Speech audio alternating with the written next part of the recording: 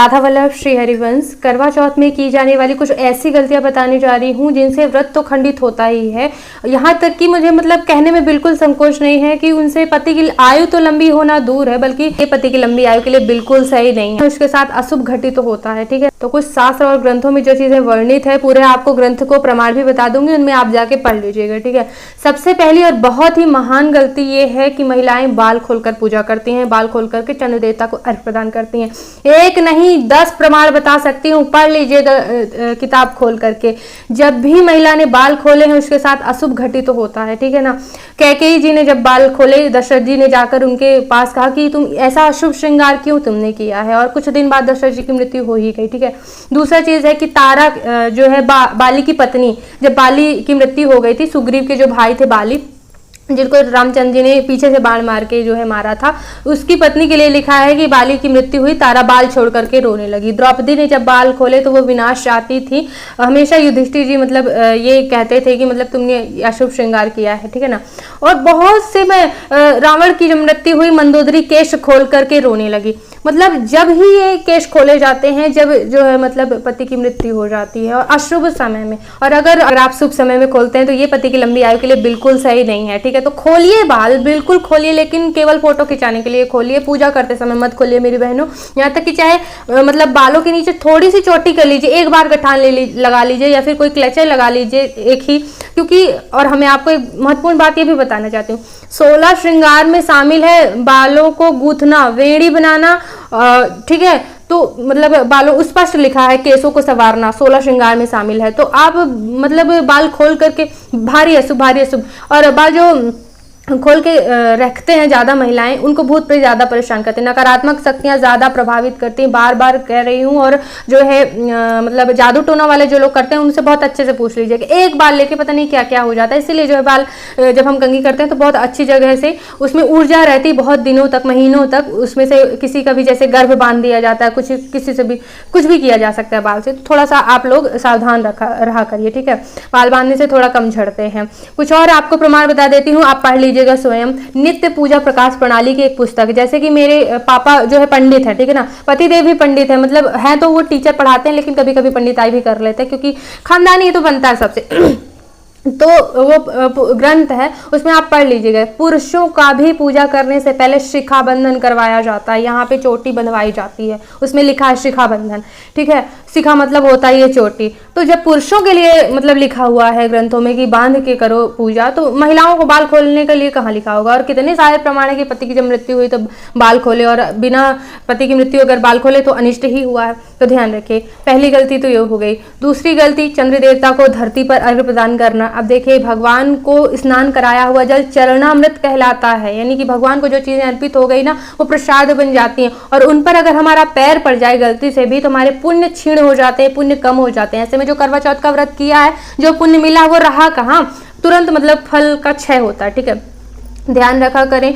पूजा संबंधित फूल, पूजा संबंधित जो जल होता है वो आप गमले में, अगर पी नहीं रहे हैं तो कम से कम गमले में डाल दें, या फिर किसी गमले में ही अर्घ्य दे दें। ठीक है, कि मतलब नीचे बच्चे पैर मतलब कुचल करके ना जाएं, आपका पैर ना पड़े अर्घ्य दिया हुआ पानी में। ठीक है, तीसरी सबसे बड़ी गलती क्या करती हैं, होटल में जाके भोजन करती हैं। कौन सा ऐसा व्रत है हमारे धर्म ग्रंथ में बता दीजिए जिसमें कि लहसुन प्याज खाने को लिखा हो। ठीक है, और होटल में नॉनवेज बड़े आसानी से बनता है, उसी कलछी से ये, उसी कलछी से वो, अब भगवान जाने लोग क्या क्या खाते हैं। ठीक है, पहली बात तो ये। दूसरी चीज, वो नहाया है नहीं ना, व्रत खंडित हो जाता है, रहता ही नहीं है। ऐसे जो लोग भी होटल में खाने जाते हैं वो केवल अपने लिए, अपनी मतलब मौज पार्टी मनाने के लिए ही व्रत करते हैं, वो पति की लंबी आयु के लिए नहीं है, व्रत खंडित हो जाता है क्योंकि। ठीक है, तो लहसुन प्याज नहीं खाना, ऊपर से भोग लगाया भोजन करना चाहिए। अब होटल का भोजन देखिए, जिस दिन ज़्यादा भीड़ रहती है उस दिन ज़्यादा व्यवस्था से खाना बनाया जाता है, कि कुछ भी बना दिया, कुछ भी मतलब पहले से बना के स्टोर करके रखो ताकि जो है इस दिन ज़्यादा ग्राहक आएंगे तो खिला सकें। ठीक है, सब कुछ चीज़ें बासी खाने से वैसे भी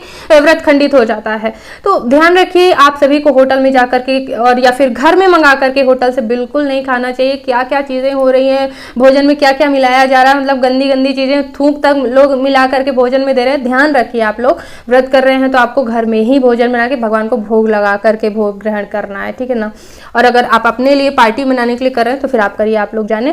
तो चौथी गलती है ब्यूटी पार्लर जाना। देखिए ब्यूटी पार्लर जाना क्यों, महिला जो आपका श्रृंगार कर रही है वो पीरियड में है कि नहीं, उन्होंने कुत्ते को पाल रखा है, स्पर्श किया कुत्ते को, अब आपको छू दी, ठीक है, आपका श्रृंगार करेंगे वो पीरियड में, आप घर जाके तो कपड़े बदलेंगे नहीं, उन्होंने पूरा श्रृंगार कर दिया तो अशुद्ध हो गई ना, अपवित्र को छुएंगे तो अपवित्र, फिर पूजा आप कर रही, कहाँ से पूजा सफल होगी। पहली बात तो ये। दूसरा बात ये कि सारा श्रृंगार का सामान बांटा जाता है, आप कहीं पे भी देख लीजिएगा, अपना कुछ धन होता है, पतिव्रता का एक धन होता है। देखिए जो महिलाएं अपने को समझती हैं कि उनसे पाप कर्म बनते रहते हैं वो पार्लर जा सकती हैं, लेकिन जो महिलाएं अगर ये समझती हैं कि हमने कुछ पुण्य किए हैं या फिर हमने पतिव्रता धर्म निभाया, अपने पति को प्यार किया है, उनके लिए कुछ मतलब नियम माने हैं, ठीक है ना, वो ब्यूटी पार्लर जाने की उसी दिन गलती ना करें, पिछले दिन जा सकती हैं, उसी दिन ना करें। क्यों? क्योंकि जो भी मतलब क्रीम पाउडर लगाया जाता है ना, वो बांटने से पुण्य जो है चला जाता है। सोमवती अमावस्या कथा पढ़ लीजिएगा जाता है, ठीक है। यहाँ पे मैं आपको बताना चाहती हूँ, जिन महिला को ये लगता है कि हमसे कभी कुछ पाप कर्म बन गए या फिर हम पति को इतना ज्यादा मतलब पुण्यवान नहीं, पतिव्रता नहीं है, वो ब्यूटी पार्लर जा सकती हैं करवा चौथ के दिन। लेकिन जिन्हें लगता है कि हमने पातिव्रत धर्म निभाया है, हम पति को प्यार करते हैं या फिर जो है एक पति वाले हैं या फिर जो है हमने पूजा पाठ करके पुण्य एकत्रित किए हैं, वो ब्यूटी पार्लर उस दिन ना जाएं। क्यों? आपका सामान आपको आपका श्रृंगार कर दिया, ठीक है, कुछ 16 श्रृंगार में शामिल होते हैं, जैसे कि उबटन हो गया, जो भी क्रीम वगैरह लगाई जाती है, लिपस्टिक हो गया, जैसे कि अधर राग बोला जाता है लिपस्टिक को, ठीक है, वो चीजें दूसरे को लगा दी गई, यानी आपका पुण्य जो है पातिव्रत पुण्य दूसरे को ट्रांसफर कर दिया गया, ऐसे ऐसे बट जाता है, उसका उसको लगा फिर उसको बढ़ गया। और एक नहीं बहुत सी कथाएं हैं जो है धर्म ग्रंथों में। सोमा धोबिन की कथा पढ़ लीजिएगा, सोमवती अमावस्या में सोमा धोबिन ने अपना सुहाग दिया, सिंदूर लगा दिया जो है दूसरी एक स्त्री को, तो उसका मुर्दा पति जिंदा हो गया। इतना मतलब ताकत होता है, पतिव्रता धर्म का पुण्य होता है। हम लोग जो मतलब रोज कमाते हैं पूजा पाठ करके, वो हमको श्रृंगार इतनी खास चीज है ना, उसको सब चीज एक दूसरे का श्रृंगार एक दूसरे को बांटा जाना नहीं चाहिए बिल्कुल, और वहां पे तो बहुत ज्यादा बांटा जाता है। तो कम से कम व्रत के दिन तो आप ये ना करें, पातिव्रत धर्म जो है वो बट जाता है, ठीक है। तो ये आप ध्यान रखेंगे। कुछ और गलतियां हो जाती हैं, हम लोग पूजा का क्रम बिल्कुल याद नहीं रखते हैं। देखिए हम लोग मेकअप का तो ध्यान रखते हैं कि पाउडर फाउंडेशन लगाने के बाद लिपस्टिक काजल लगाएं कि फैले नहीं, लेकिन पूजा में जब मन पड़ा तो करवा चढ़ा दिया, जब मन पड़ा तो कुछ भी कर दिया। नियम होता है, पहले शुद्धिकरण का नियम होता है। अगर आपने बिना आचमन करे, आचमन ऐसे किया जाता है हर पूजा में, बताती हूँ कोई देखता भी नहीं है, तो बिना आचमन की पूजा अधूरी मानी, क्योंकि अंदर से आप शुद्ध हुए ही नहीं भगवान की पूजा के लिए। अपवित्रता की स्थिति में कौन पूजा स्वीकार करेगा।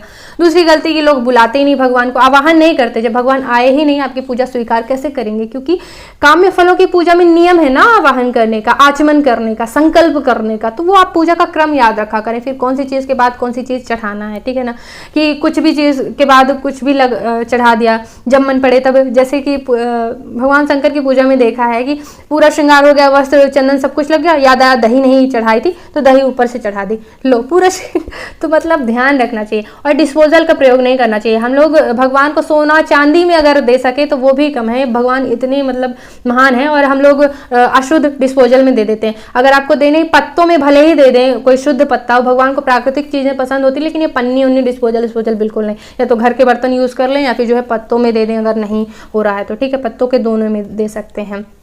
कुछ और बहुत महत्वपूर्ण चीज़ है, जैसे कि बहुत सी महिलाएं इकट्ठा होती हैं पूजा करने के लिए, तो एक दूसरे की कभी ना कभी बुराई हो जाती है। ध्यान रखिएगा, किसी की निंदा करने से व्रत भंग हो जाता है, ठीक है। तो व्रत के कुछ परसेंट जो है फलों में कटौती हो जाती है। ऐसा नहीं कहूँगी पूरा व्रत चला जाएगा, लेकिन बचाना चाहिए अपने व्रत को। जाने अनजाने मतलब किसी से फोन पे बातचीत कर रहे हैं तो किसी की जो है बुराई अगर हो गई तो व्रत को नुकसान पहुंचता है, ठीक है। और दूसरी चीज़ है कि व्रत में क्रोध नहीं करना चाहिए कि आज हम जो है भूखे हैं तो हम पति पे ही गुस्सा किए जा रहे हैं, किसी बच्चों पे गुस्सा बार बार आ रहा है, सास पे कि आज का हमने कुछ भी है, तो गुस्सा करने से व्रत भंग होता है, दिन में सोने से व्रत भंग होता है। तो इन बातों का ध्यान रखना है, अपने व्रत को बचाना ज्यादा, क्योंकि फिर भूखे तो कुत्ते भी रह लेते हैं, जाने अनजाने गरीब लोग भी रह लेते हैं, तो उनका भी व्रत हो जाएगा।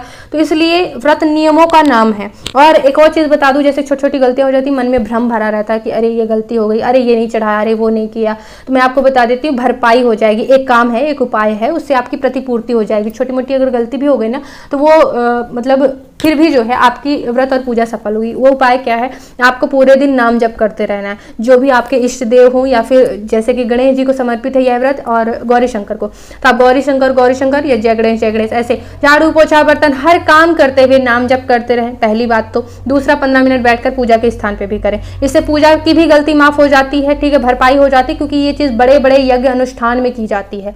साथ ही साथ ना केवल व्रत में बल्कि हर एक दिन हर एक काम करते हुए, क्योंकि कहते हैं जैसे कि एक महिला जो है वो शीख निकाल करके करवे की और चारों दिशाओं में फेंक रही थी, कह रही थी कि चारों दिशाओं से पति की रक्षा होगी। तो मैं आपको बता दूं, कहा गया है भाव कुभाव अनक आलस हूं, नाम जपत मंगल दिश दस हूं, यानी कि नाम जप करने वाले का 10 दिशाओं से मंगल होने लगता है। सिर्फ 4 दिशा से नहीं, 10 दिशाओं से उसका मंगल होने लगता है जो लोग नाम जप करते हैं। इसलिए हर दिन कोई भी आपको सुख चाहिए, जीवन का सार यही है, सब कुछ आपको नाम जप से प्राप्त हो सकता है। तो व्रत को भी बचाने के लिए और जीवन को भी सुखी बनाने के लिए नाम जप अवश्य करें, और जो मैंने गलतियां बताई उन्हें ना करें। साथ ही साथ व्रत और पूजा के मैंने बहुत से वीडियो दिए हुए हैं, शास्त्रीय विधि से बताती हूँ हर चीज, एक एक नियम। तो आप पूजा विधि जरूर देखने एक बार मेरे चैनल पे आइएगा।